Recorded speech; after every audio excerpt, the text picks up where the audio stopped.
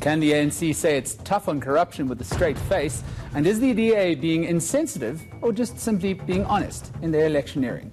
Politbureau is now in session. Niklaus Bauer here connecting the dots for you on this Sunday.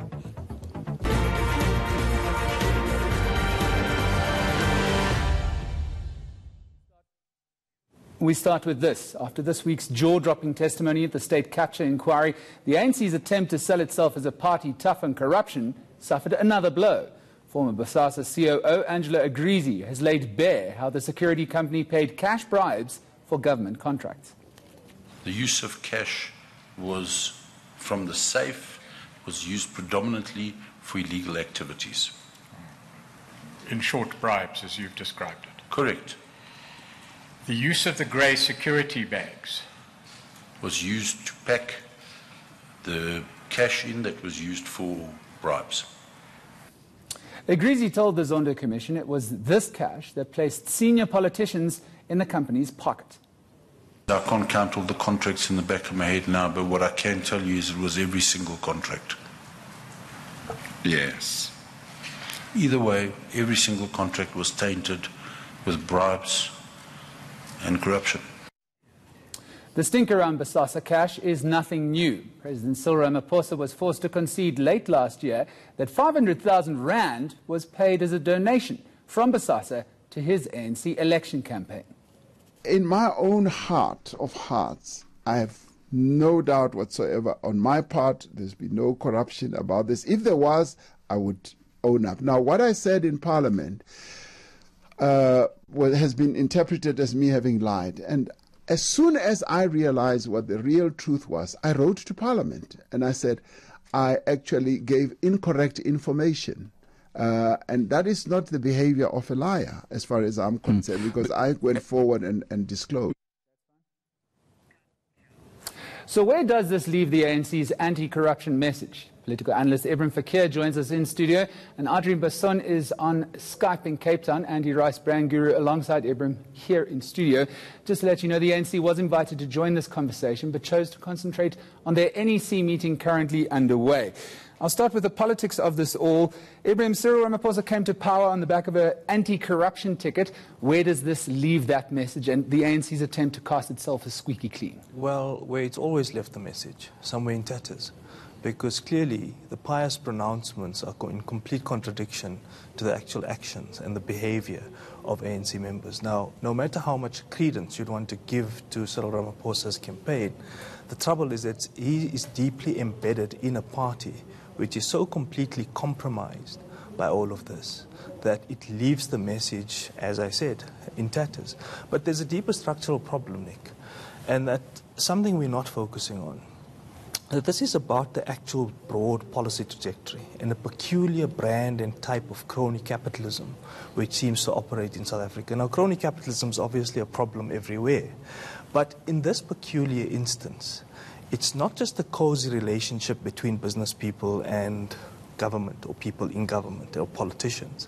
It is about the actual compromise through corrupt means of actually paying things like bribes, inflating prices. And that fits squarely and neatly into this whole neoliberal paradigm which was chosen, where you start subcontracting, outsourcing and contracting functions of the state elsewhere. And when you've got this combination of crony capitalists in cozy relationships with politicians, and you've got this neoliberal trajectory, it obviously opens up the space for all this kinds of nonsense. Adrian, I'm going to bring you in on the Skype line from Cape Town. You've been writing about this for a decade. Do you feel vindicated as well as annoyed?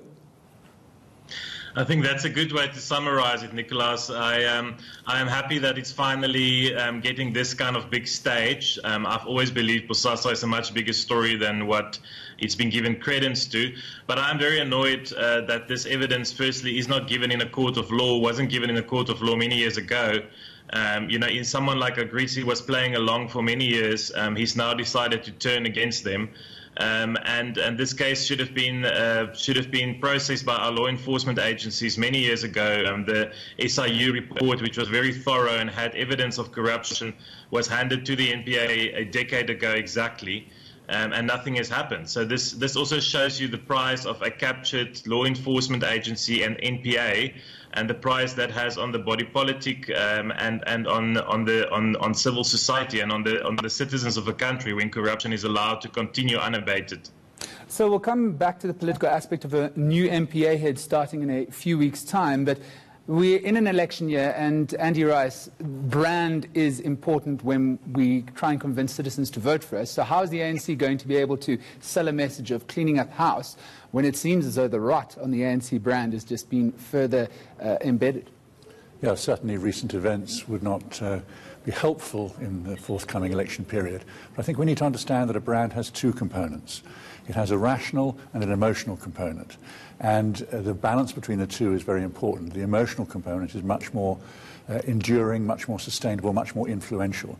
Now, what I mean by that is that there are the facts and the figures that the ANC might want to claim as part of its achievements.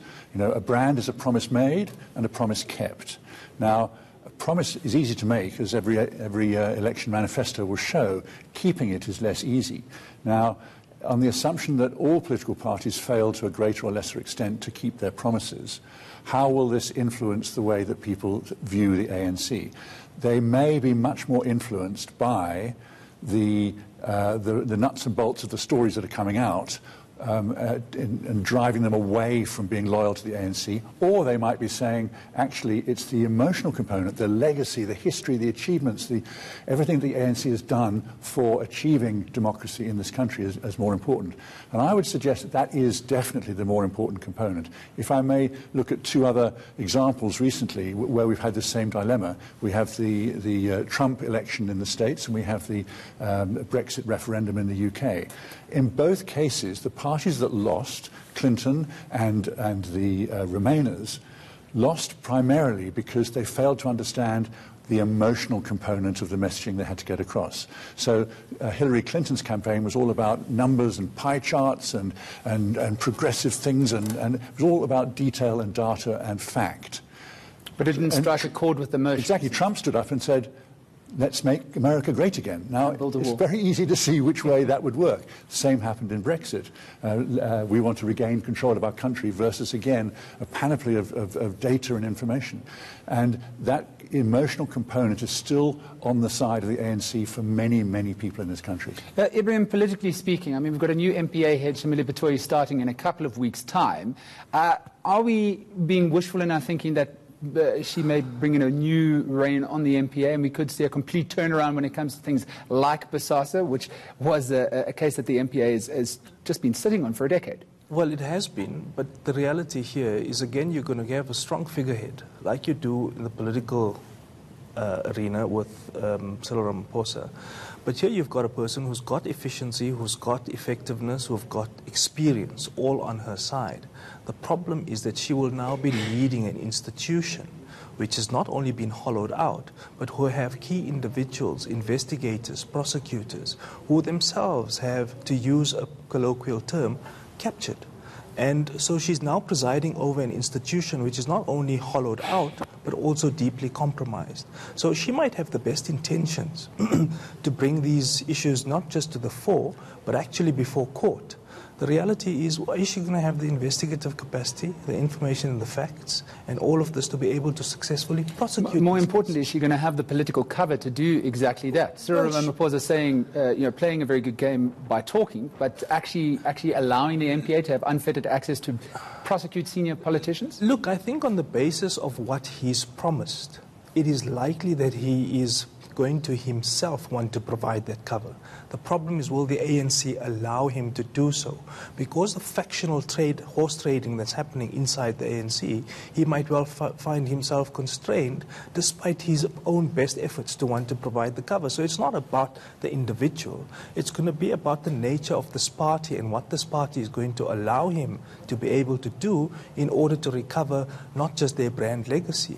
Because I think Mr. Mr. Rice is correct. There is the emotional component. That's true. But South African voters are moving away, and you can see that over the last 2 elections. There is a much more rational component, which often sits side by side with the emotional attachment to party loyalty or to brand loyalty. And so when you start having a much more instrumental calculus on the part of voters, this stuff starts to matter, particularly where you see institutions don't carry out the mandate, and they don't carry out their mandate because they are being held hostage by politicians. Mr. Rice, to close out the conversation then, can the ANC rely one last time on their struggle credentials in this election? Is this the last time that they can do it, or would they already be in very choppy waters to do so come May when we go to the ballot box? Well, they're going to rely on them to some extent. It's such a legacy that they'd be mad to discard it. But every election, a new generation is coming through for whom the struggle is no longer something they were part of, but something they know about from their parents and from earlier generations. So it's being diluted election by election, and the question is, when will that dilution get to the point where they lose absolute power? Well, tough to leave that engaging conversation. We are going to continue with politics coming up next. Why did the DA think it was a good idea to use the names of the victims of Marikana and Life Esidimeni tragedies in their electioneering campaign? We find out as Makashule Ghana joins us alongside Andy Rice and Ibrahim Fakir.